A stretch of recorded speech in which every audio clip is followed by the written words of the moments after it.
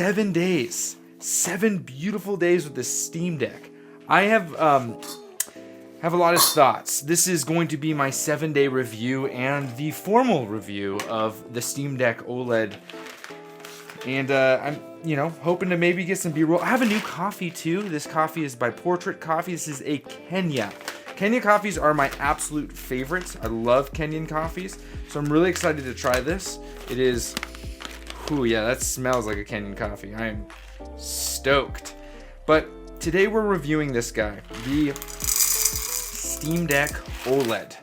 And my experience has been pretty spectacular, if I'm going to be honest with you. You saw in my cup yesterday that I had a little bit of an encounter with the community, the PC gaming community specifically, and how I was realizing that I actually have been doing my Steam Decking, for lack of a better way of saying it, wrong.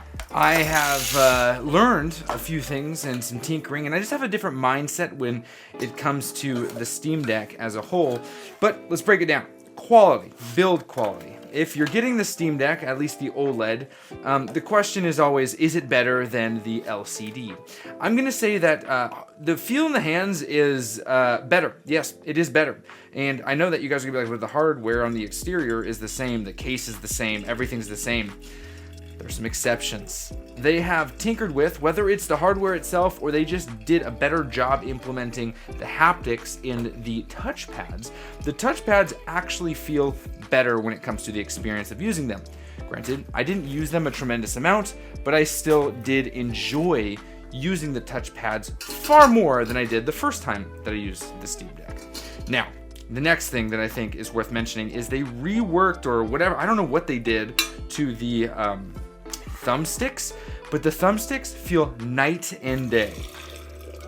They didn't feel bad before. They felt fine. They certainly felt better than the Nintendo Switch thumbsticks on the Joy-Cons, but still, they felt way better on this. Now, those two pieces of hardware, interactive hardware, right? Because that's what you're interacting with. Aside, the question is that enough to make the experience or enough to purchase the Steam Deck OLED over the Steam Deck LCD? And I'd say that those two features, no. I mean, they did do one other massive, huge overhaul of what you're interacting with, and that's the display. It's now OLED. The colors are better. There's a lot of stuff that you're seeing that is just beautiful. It's brighter. You have HDR. All that stuff is definitely great when it comes to your gaming experience. I feel like the triggers on mine and all the buttons, I just feel across the board, the buttons are better. I don't know if they actually are or if they just fixed things, but the hardware itself, the actual interactive hardware, the thumbsticks, the triggers, the back buttons, everything just feels tighter and cleaner and it looks good. I mean, I just like it a lot more this time around. I don't know what it is about it. I don't know if I was just in a different headspace before, but there's actually some really crazy stuff that this has changed in my perspective when it comes to gaming on stuff that is not considered console gaming, even though I have mistakenly considered this a gaming console in the past, which it very much so isn't. Now, that is the build quality. How is the display in comparison to the LCD? I don't have an LCD anymore. I had sold it, but I can tell you that having a Nintendo Switch OLED, as well as a Nintendo Switch LCD, as well as a Nintendo Switch Lite that also has an LCD, I would have a hard time, and I do have a hard time playing games on Nintendo Switch Lite or Nintendo Switch OG because the OLED display on these machines is really nice. Whoa, spit a little bit there. Like really nice. And so to have that with a little bit more of a I guess you get more real estate because it is bigger, is great. It's not like a huge bump. Like, I feel like the Switch OLED bump up from the LCD size to the Switch OLED size was actually like pretty nice. This is marginal because there's still a border around it. I mean, if I turn it on, if you guys want to see on the video here, if I turn it on underneath, you can see that there's like still pretty fat border here. And you can see that, right? Versus the OLED model of the Switch, which goes all the way out and it looks almost borderless. which is its own experience, right? I know that they did some upgrading to the hardware, the actual chipset, but that upgrade was more for power management so that you could have better battery life, which I will say that in my gaming of, Resident Evil, also playing some other games and doing some browsing as well as looking into emulation, I haven't seen a battery, well, let me put it this way. The battery hasn't gotten in the way. Whereas before, when I was playing this thing, the battery would often get in the way. That was something that I really didn't enjoy about my experience with my first Steam Deck, is I always felt like I had to be near some sort of either a charger or have the charger available so that when I was done playing the darn thing, I could charge it, because there was no way I was going to be able to get a second gaming session in. Whereas on this, I've been able to play, put it down, the next day pick it up, play again, and still have a little bit left to, potentially pick it up and be like, oh, I can play for a little bit and then I need to go charge it. And so that's been massive when it comes to the difference between the two. I feel like this actually can have a portable style, a portable gaming experience, because the battery supports what a portable experience would be, especially with some of these bigger games. And the last thing when it comes to just the hardware and my experience and the differences that I'm noticing is the fan. The fan isn't loud anymore. It was so loud the first time. I would play something like Final Fantasy 15, which I don't know if that game's just poorly optimized. I don't know what it is, but I will tell you that the experience was like playing a game and then you would have to turn the volume of the game up loud enough to be louder than the fan. Like, so much so that I'd play it, and my wife on the couch would look over and be like, just kind of notice, right? Wouldn't be like, hey, that's too loud, but just like notice there was a sound emitting from my device. Whereas now, fan does kick on, but it isn't as loud. I'm gonna wait till this cools down, because this is a Kenya coffee, and again, I really want to enjoy it. And so, just in the differences I'm noticing from the hardware perspective, I am really, really impressed with the gaming experience that I have had now. Now, how does the Steam Deck, how does the OLED stack up in something like a console gamer's whole gaming setup, my gaming loadout, whatever you want to call it? I have a PlayStation 5, an Xbox Series S, a Nintendo Switch OLED. I have a lot of things to play video games on, and what I've noticed is that the Steam Deck, though I thought, and I made a comment on this in Cup 37, though I thought that the Steam Deck would have its own bin of games that I haven't yet experienced, it actually is more redundant than I was originally anticipating. Now, here is where I am realizing that the Steam Deck is a lot more valuable than I also originally anticipated. First things first, it has more power than my other portable gaming devices. Let's just leave it at that. My Switch, right? But the games on the Switch that are available aren't available on Steam Deck that I would originally play on the Switch. I'm not going to go and try to download an illegal copy of Breath of the Wild and run it on the Steam Deck better than it can run on the Nintendo Switch. I know it's possible. Yes, that's Kenya. Oh, Kenyan coffees are so good. That's so good. I'm just so amped up right now. Oh, that's good. I'm not going to do stuff like that. So this guy becomes redundant, right? I have Ni no Kuni on here, but I can get Ni no Kuni on the Switch. I get better frame rates. That's great, but it's weird, right? This is a very big experience. Much bigger than the Switch. It's not sexy. There's nothing sexy about this device. And that is something that I have always kind of looked at when it comes to my tech. Is the tech nice? Does it feel good to hold? Do you want to pick it up and, just use it? That's always a huge thing when it comes to my experience when it comes to any sort of gaming. Heck, I changed my keyboard over to this beautiful Nintendo model by 8-Bit Dough because it is just stunning and it makes me want to sit at my desk and use it. It's a gorgeous keyboard. Is it the best keyboard out there? No, but it looks great. I mean, and that's how it is when it comes to technology like this. I want to have that draw to use it, and I still think that the Steam Deck doesn't draw me in as far as the design's concerned. But there are some designs that I think design elements of the Steam Deck that make it the best handheld. I know, I said it, the best. First, the thumbstick placement and the button placement seems like it would be odd. It's not. It is so unbelievably comfortable, and it makes so much sense to have the D-pad and the buttons oriented in such a way that you have your thumbs just ready to go and hit both. That is awesome. And then you'd be like, well, you have to lift your thumbs off. No, you don't. You can program these back paddles to do whatever you need to do if you're someone who needs to keep both thumbs on the triggers and both thumbs on the thumbsticks. You're actually set. So the actual ergonomics of the machine are the best. They are hands down the best. They feel way better. I mean, this is better than the Nitro Deck. It's better than the Retro Flag, the two sleddable docks that I would say are worth anything. Retro Flag over Nitro Deck. Certainly that. Better than Hori Splitpad Pro. Anything you can do to your Nintendo Switch to make it more comfortable, even something like the Satisfy Ronin, anything you can do to make it more comfortable, still pales in comparison to the comfort that something like the Steam Deck has. So that's something that's really awesome, and I do very much enjoy about playing games on this machine.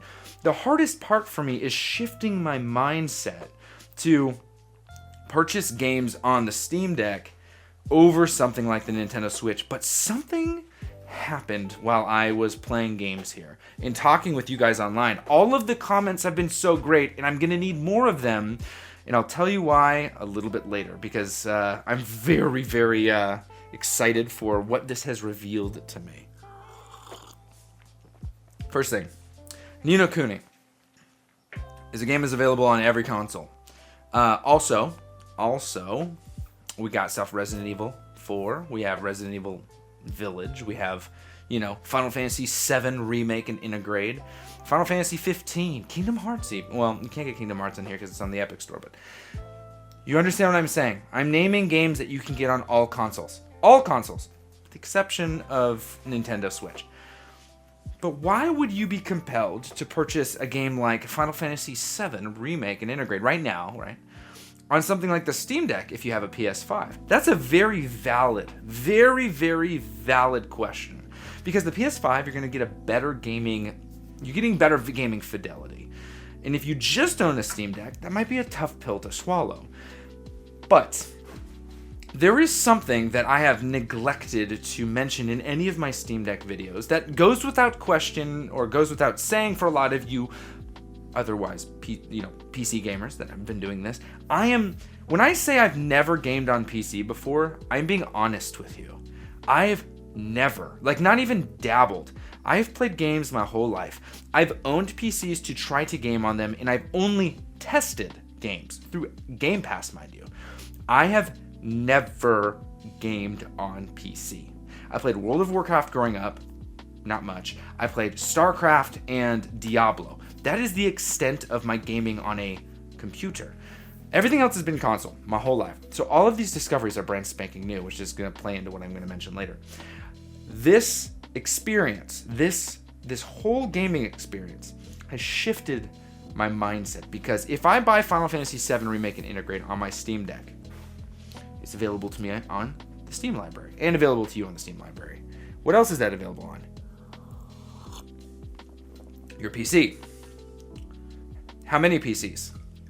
Any PC. Any PC that has Steam. In 2023, 2033, 2043, 2053. Any PC that has Steam. When my PlayStation 5 becomes the last gen, when the 6 comes out, and eventual 7 and 8, I'm going to have to keep a 5. They're either going to grant me access to previous games through backwards compatibility, which we don't know. We don't know. Who knows? You can speculate all you want, but we don't know. But I can play all those games on my PC forever. It's been mentioned in the comments all the time, and I want you to keep saying stuff in the comments. Being passive-aggressive is useless because I'm not looking for a fight. I'm looking for information. I'm looking to learn. I'm looking to discover. I'm looking to explore this world of PC gaming. The Steam Deck has turned me on to it. It really did. I kid you not when I say this. This very device, the Steam Deck OLED, has taken what I was going to understand it as a console gaming experience. It's not. It is a PC gaming experience. It dumbed it down so much that my very limited understanding of what gaming was through the console experience was now showcased in this form factor. But it also opened my mind to understand that gaming has more options, of which I never would have ever explored if it wasn't for something like the Steam Deck, which proves itself to be a very compelling offer. It's because it's simpler to use, right? It's simpler than the Ally or the Legion 2. It's far simpler. I've looked at the UI for both of those. They are more flexible, more powerful, more capable, but this is so much more approachable. And for someone like myself who literally just presses a start button, my device turns on and I'm in a game, needs to get involved with this new style of gaming a very similar way. I've said in Kept 37 that I've started to learn and understand and try to figure out what settings do and how to switch settings up and how to gain better fidelity in a machine like the Steam Deck, right? Yes, I can play, as I go back to Final Fantasy VII, I can tinker with as many of these settings as I want, as many, and I can get as close to 60 frames per second as I want for something like Final Fantasy VII, when on the PlayStation 5 with my OLED C2, I can play the same game, which I already own, at a beautiful, beautiful gaming like fidelity. It looks great. It's gorgeous, right?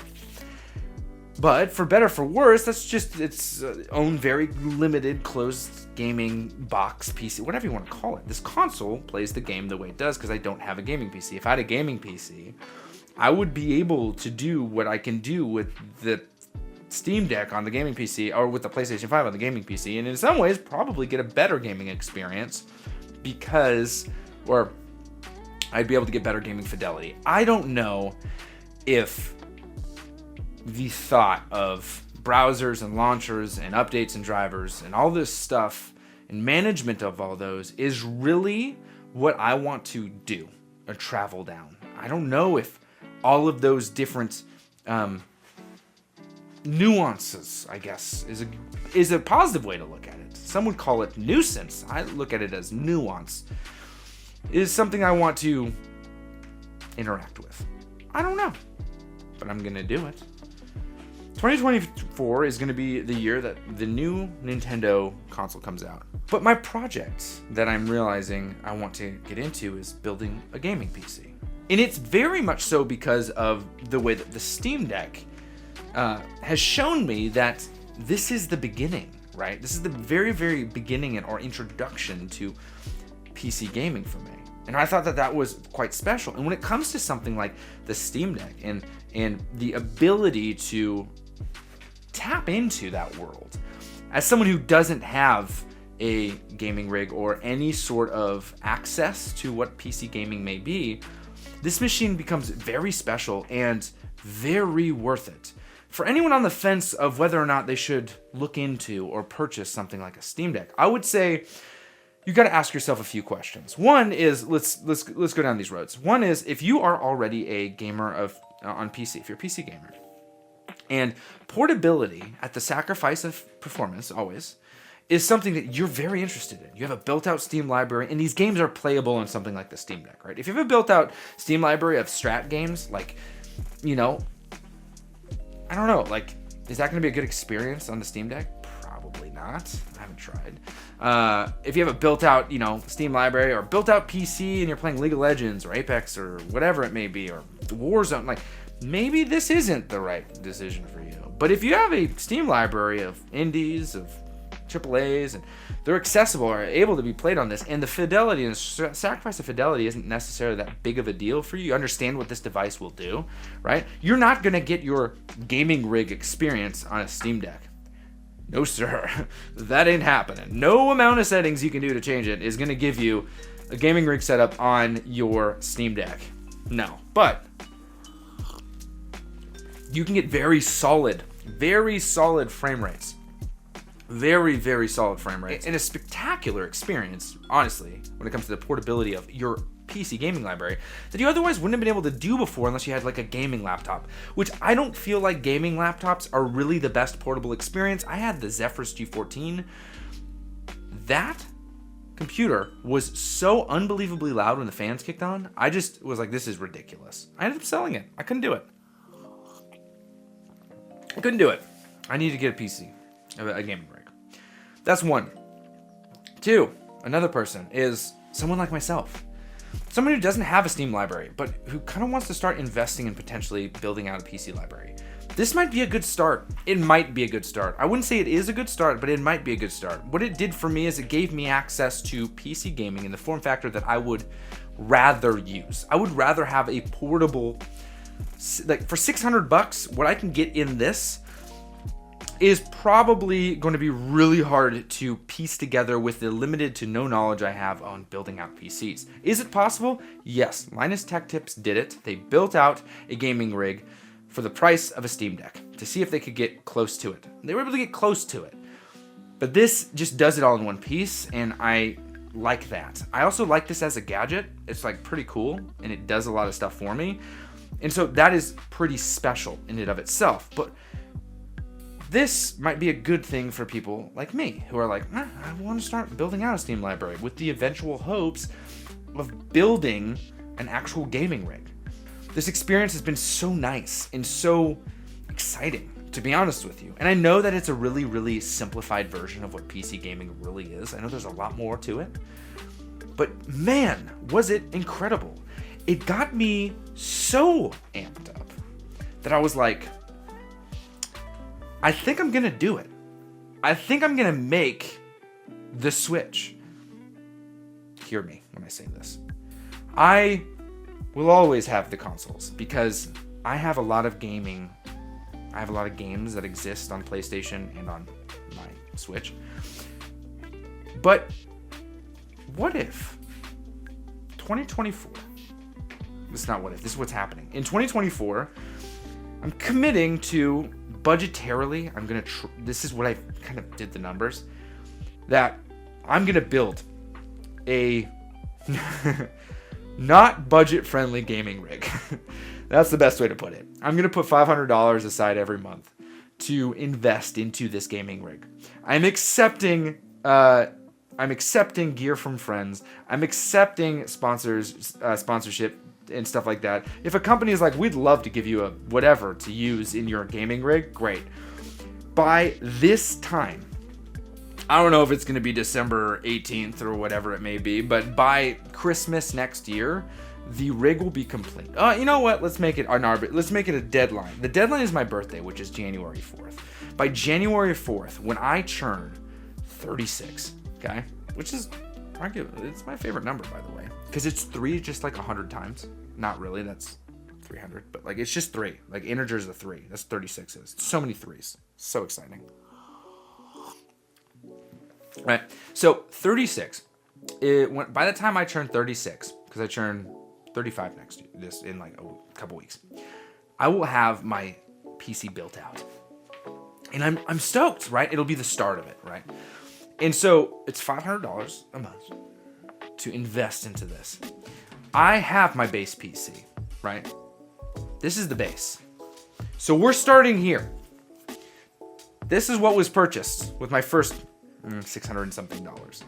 This in December, I guess it was I purchased it almost November, but December this was purchased. So the first 500 will be in January. This is the beginning. So we only can go up from here. The next thing is what? Is it going to be a display? Is it going to be, a keyboard? Whatever it may be. The goal is for the next year to put money aside, acquire parts, build out rigs, upgrade parts, and get to the point by January 4th, 2025, I have my gaming rig completely set up and completely built out.